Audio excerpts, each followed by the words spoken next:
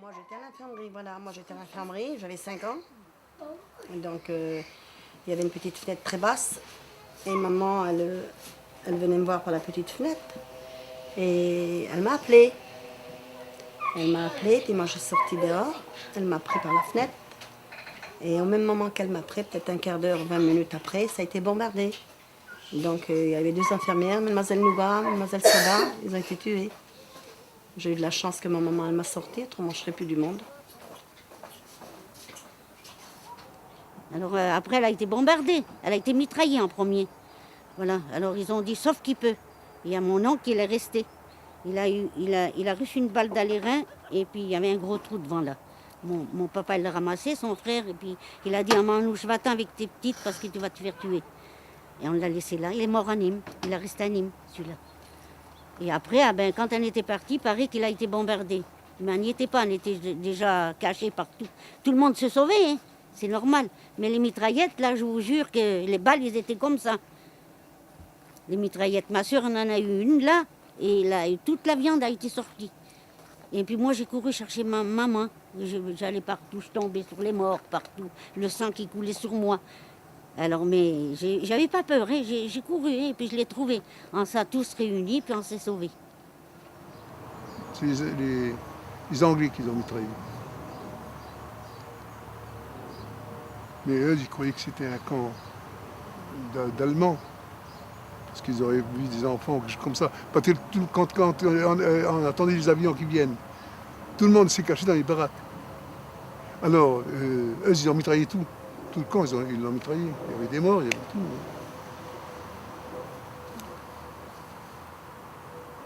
Ils ne savaient pas qu'il y avait des femmes et des enfants et des hommes. Ils croyaient que c'était un camp allemand.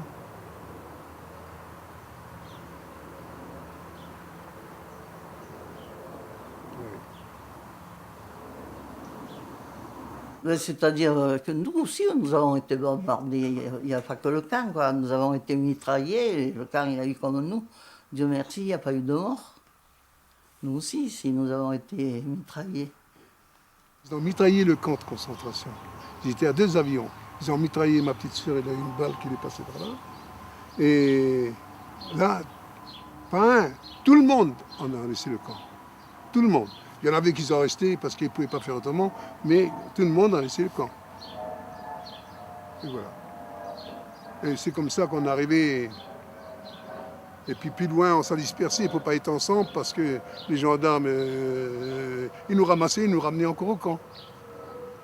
Et dans les jours qui sont suivis, ça a été donc la débandade complète. Les gardiens sont partis, il n'y avait plus du tout d'autorité.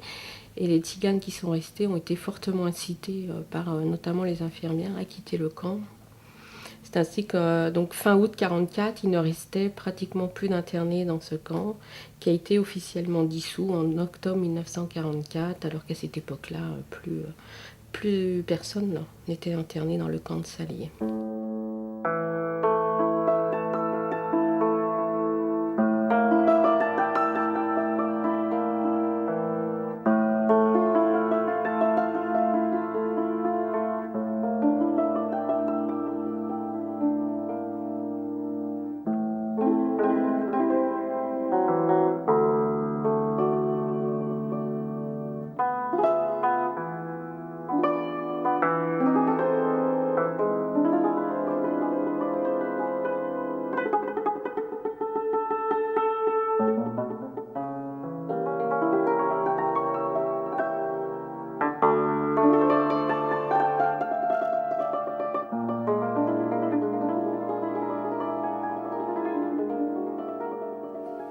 Ils sont livrés à eux-mêmes, c'est-à-dire qu'ils repartent seuls sur la route et retournent chez eux.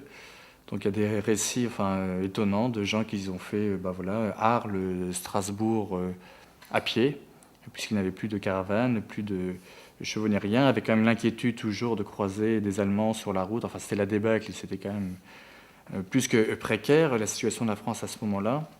Donc les gens sont repartis par leurs propres moyens chez eux, donc voilà, des fois par le train s'ils pouvaient le faire, mais assez souvent à pied, et pour retrouver, ou plutôt pour constater qu'ils avaient perdu la plupart des choses qu'ils avaient laissés avant l'internement. Donc il y a des récits. Moi, je me souviens de monsieur Édouard Loffleur qui raconte qu'il avait une quarantaine de violons dans sa roulotte.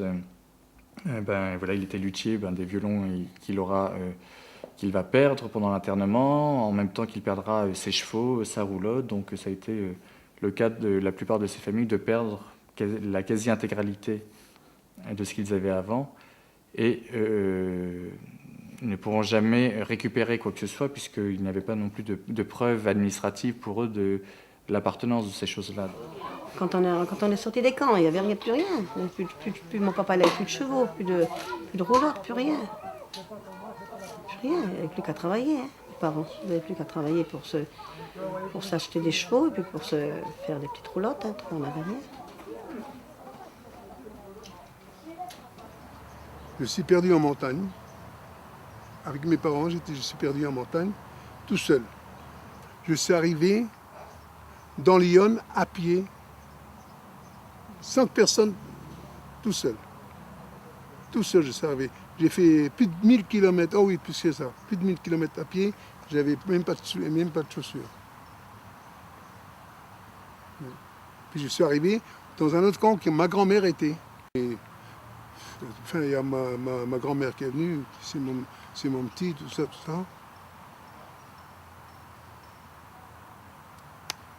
Et après,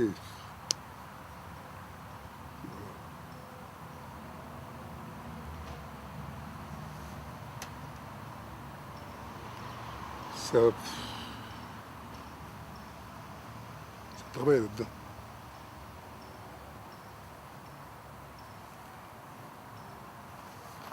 Enfin, c'est du passé.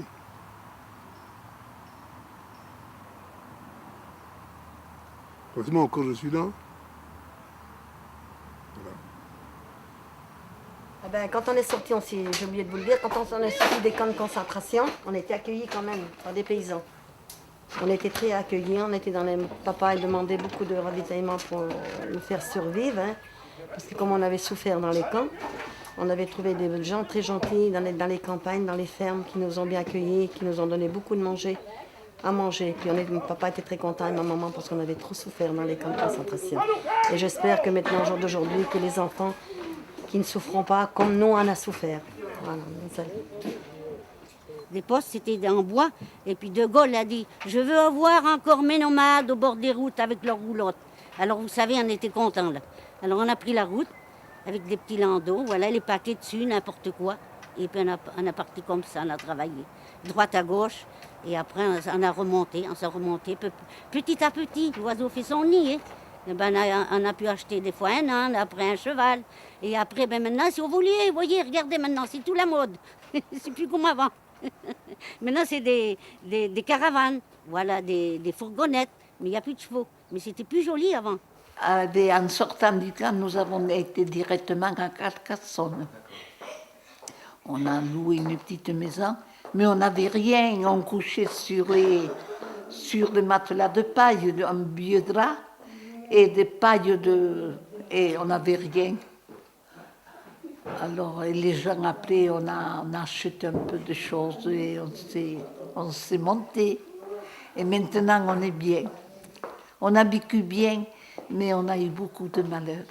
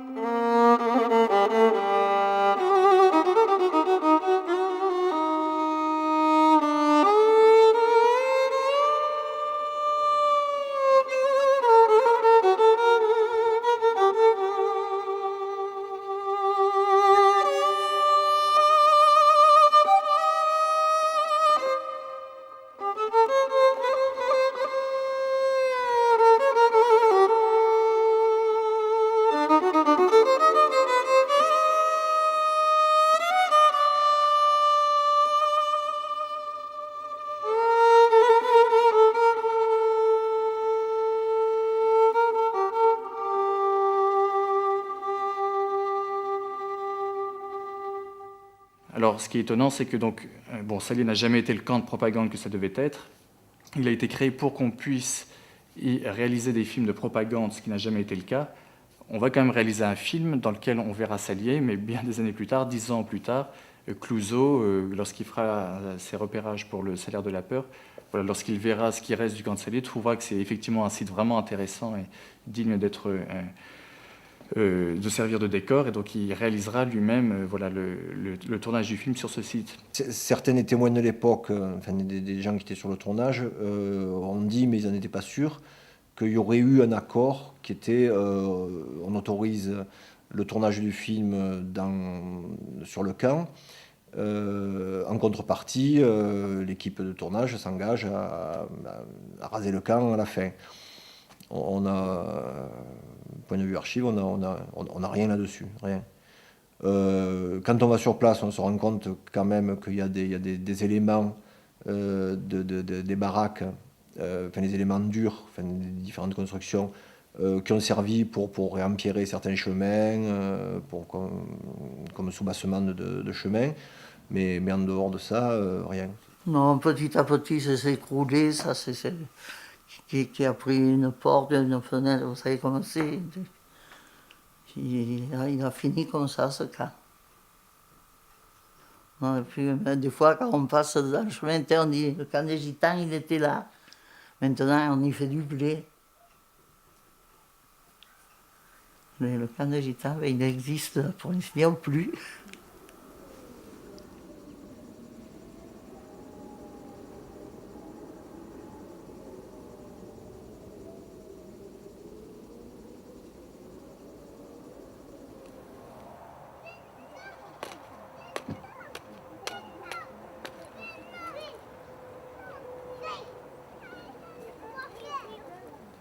Quand on roulait avec ses chevaux et puis les petites roulottes, ben c'était beau, une derrière l'autre, là. Maintenant, c'est plus pareil. Maintenant, il n'y a plus de place, c'est plus pareil comme avant. Mais ils pourrions nous faire des belles places et puis nous dire allez où vous voudrez. Mais là, on n'a même pas le droit d'aller à côté d'une rivière maintenant. Parce que les gens ne comprennent pas. Ils ne savent pas la misère qu'on a souffert avant. Et maintenant, ça devient la même. Ils sont racistes. Les gens ne peuvent pas nous voir. Et je ne vois pas pourquoi. Quand les jeunes demandent un peu de travail pour soit les vendanges ou soit les cerises, les gens ils ne veulent pas non plus. Et pour quelle raison qu'ils font ça? On est des gens comme tout le monde. On doit vivre comme tout le monde. Avec notre argent, je crois qu'on peut passer partout. Mais les gens ne comprennent pas les choses. Mais ce jour-là viendra qu'ils comprendront. Parce qu'il y en a qui ne comprennent pas du tout. C'est pas très gentil ce qu'ils font. On est français maintenant, au jour d'aujourd'hui. J'ai été toujours française, je resterai française toute ma vie. Vous savez, les oiseaux en cage, on ne peut pas les tenir. Il faut les laisser libres d'aller où qu'ils veulent, les oiseaux. Ben voilà. Je ne sais pas ce que je peux vous dire de plus. Je vous ai assez dit, là. C'était beau, c'était pas beau.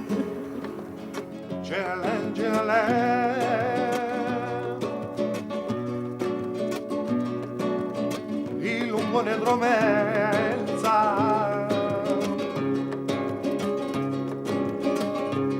ma la di lei basta le romenza gele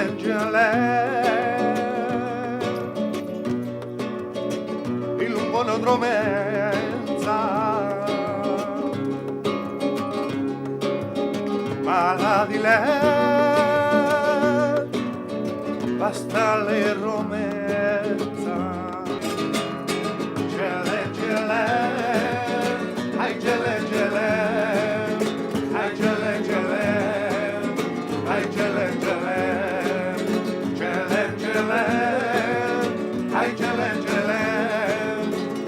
ai gele